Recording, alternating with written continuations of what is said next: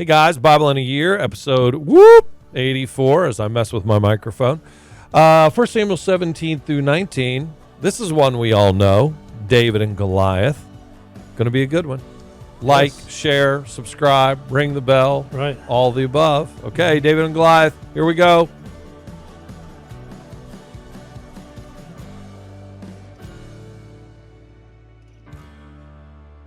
Okay, 1 Samuel 17 through 19, episode 84. Hello there, Dr. Jim. It's good to see you again. And I feel like we've been sitting here all morning. It feels like it, but this is the chapter of people that everybody in the world knows, even though they don't know, they've never perhaps read it, because it's the quintessential story of the small person overcoming the big person, the David and Goliath story. But there's so much packed here when you actually do read the passage.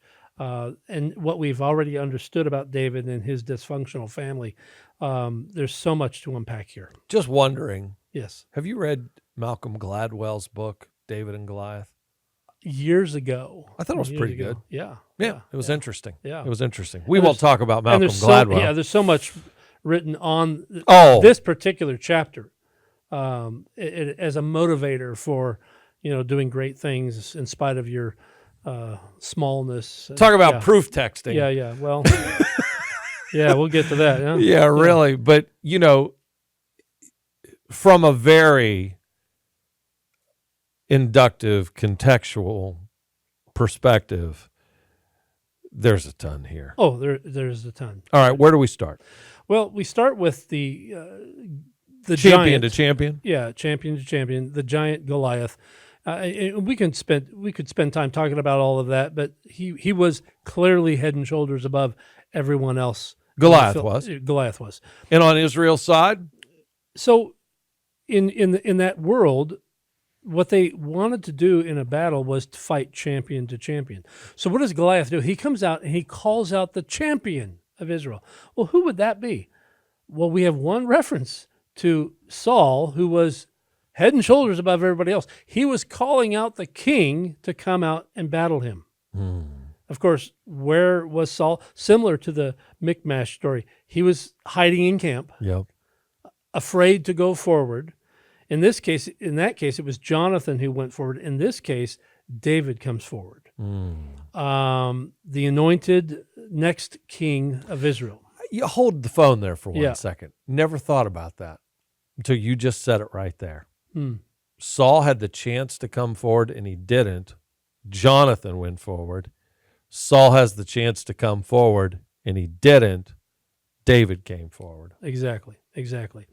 And yet he at first doesn't allow David to do it. And then he does, as long as he's in his armor. And of course that doesn't work. And finally he shrugs his shoulders, knowing this kid is just going to be destroyed. Decimated, absolutely decimated, right? And so we have this really interesting exchange come up, and then David makes 6 "I will" statements. I will do this. I will bring you down. But he also makes 7 "God will" statements. So even at this young age, David already has a very clear understanding that it is God who is behind him. How old is he at this point, roughly? It doesn't really say. It doesn't say, and it's hard to speculate, because was he already called into Saul's presence with his harp? Was it after this? It's hard to debate that. But he's young, and he's a kid. Based on Goliath's reference of him, what is this child with a stick coming at me? Yeah, right. He's actually humiliated by what Israel sends forth. But so we have this idea that David understands it's God who will destroy the enemy, not him. Though he does make 6 "I will" statements, we need to understand the confidence of a slinger. Throughout Scripture, we see the Israelites would oftentimes send into battle first the slingers, those who used the David sling. They were extremely accurate. You can go into great detail and look it up. It's really interesting. They had great accuracy and great power. And so David was a shepherd. He knew how to use that thing. He was confident in his ability, but he didn't think it was his ability alone that would bring down the giant. Interestingly, he gathers 5 stones from the brook Elah. Goliath had 4 brothers. That's pretty wild. That's pretty wild. That's a confidence, but that's also a belief that God will ultimately bring victory. And so he goes to battle with Goliath, and we see what happens, which teaches us something. It's not the size of the rock that matters; it's the power behind it. And again, it's a reminder to us: it's not us; we aren't the ones who win the battle. The battle is the Lord's. When we were talking about this point off camera, I immediately went back to the Ark of the Covenant. It's not the size of the rock; it's the power of God behind it, and our faithfulness in all of that. And that David just always understands that.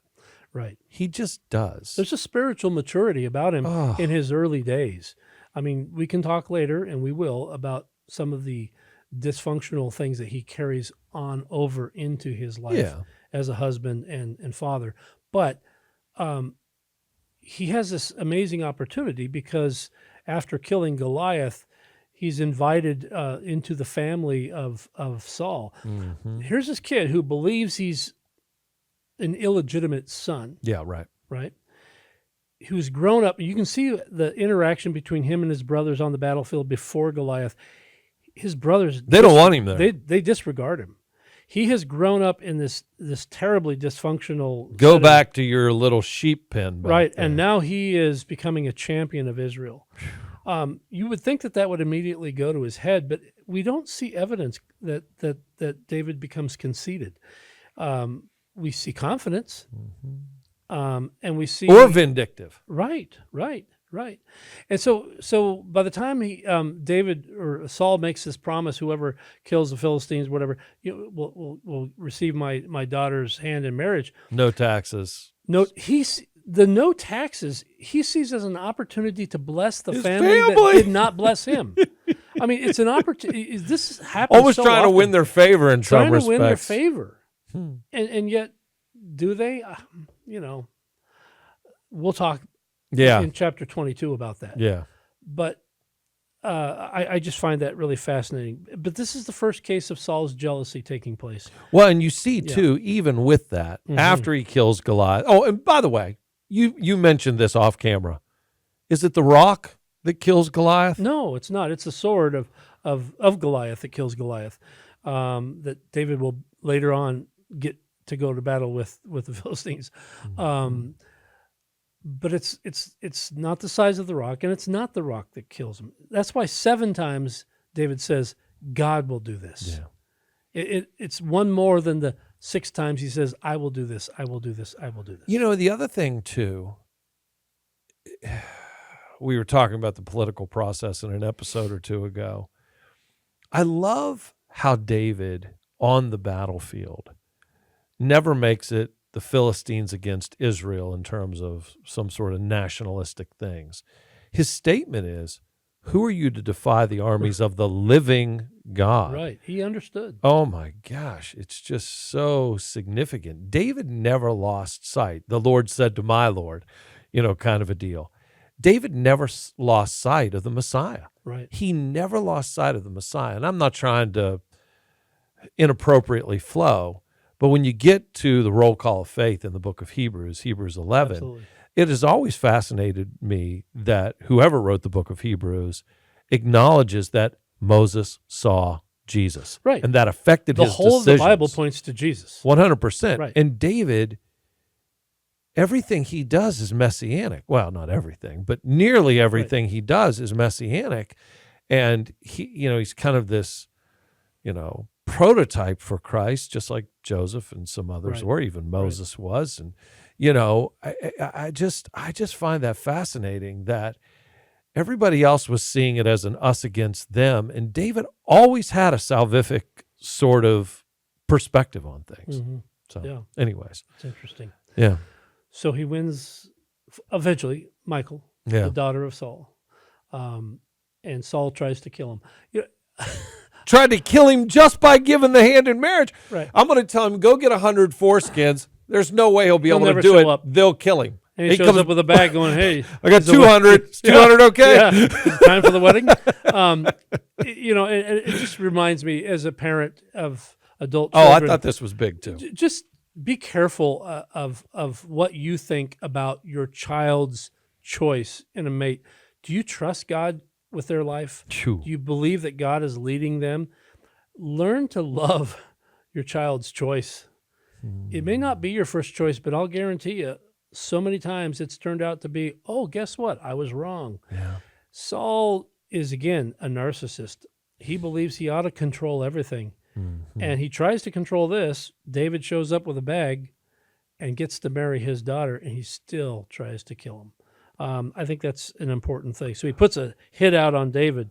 And over and over and over and over and over again. And he promises his own son, Jonathan, who, by the way, he did try to kill, remember, from the Battle of Michmash. 100%. He says to Jonathan, don't worry, I'm not going to kill David. And then he throws a spear at him. Saul was great at making vows. He just couldn't keep them. Yeah, I thought that was a great point. I mean, it's like we're having a podcast before the podcast, just talking about these things before we come on the air. So. Right. Well, and I think the scripture's pretty clear. We're to be careful about making vows, right? Yeah, shouldn't do it. Don't do that. I mean, don't say, I will do that. Be careful. Let's be honest about our own frailty, our own proclivities towards, doing just dumb things. My grandson, 5 years old, his older brother was in trouble for being on his computer when he shouldn't have been on it. And we asked Samuel, our grandson, so what's going on with Elijah, our other grandson? He goes, oh, Elijah's just being dumb with his life. I thought, what? The 5-year-old said that? Yeah. I thought, okay, that sounds prophetic. And how many times would that have been the statement from me? Jim's just being dumb with his life. Let's be careful about making vows. And Saul was not a wise man. This really is. Okay, so let's talk about the motivation for why I wanted you on this podcast. The motivation for why I wanted you on this podcast was refugees to mighty men of valor. Right. That's what really spawned my interest in your interest in these two books, which may have been one, but they just split it in two, but that's another story for another day. This is really where David's refugee status starts. Right. He begins to hide from Saul, not just in the caves of Adullam, but in the caves of En-Gedi and other strongholds. Ends up at Ziklag. Right. So are we moving on to chapter 22 now? We're not. Okay. We're not. You're excited about it, and so am I. Well, but when you see this, so like the setup for it. Yes. This is the precursor for it. And David has killed his tens of thousands, while Saul has killed his thousands. Oh, he can't stand that. So the jealousy that's ensuing here is not only causing this rift and David escaping, it makes you wonder about the men who fought alongside David already. They already respected him. And who are the ones that gather with David in chapter 22? I would imagine that it's some of the ones who were fighting for Saul. But their hearts are changing towards David too. Saul sees this. I think that's a lesson for every leader. There comes a point when your leadership, though necessary and timely, needs to begin to take a back seat to the next generation. And for everyone who has gone through that, I myself have gone through that. After 29 years of pastoring our church, I'm turning it over to the youth pastor we hired 20 years ago. It can be all completely good, but it's still hard to let go. It is. And Saul couldn't do it. But we all experience that. We all experience that idea that at some point I have to let go because this isn't mine. This kingdom isn't mine. This church isn't mine. This family isn't mine. I am at best a caretaker, a steward of what is already God's. Oh my gosh. Yeah. That's so And good. when we get to chapter 22, it says David becomes their leader. The word there in the Hebrew is sar, which means steward. Son of Man didn't come to be served, but to serve, and to give his life as a ransom for many. Right, exactly right. The best leader is, at his or her best, a steward of something God owns. Oh my gosh, that's so big. I mean, we can go on and on about this. I've always been fascinated with Michael too. Oh yeah, I just have. Part of me wants to say, why did you do this to this poor girl? Part of me wants to say, hey, sister, wake up. Right. Because, like, she's a pawn at the beginning, Right. I mean, I don't know what she knew, what she didn't know, but here she is. She's dad's second choice, then she comes into the picture. Maybe she's dad's second choice because he didn't want to let go of her. Was it just age?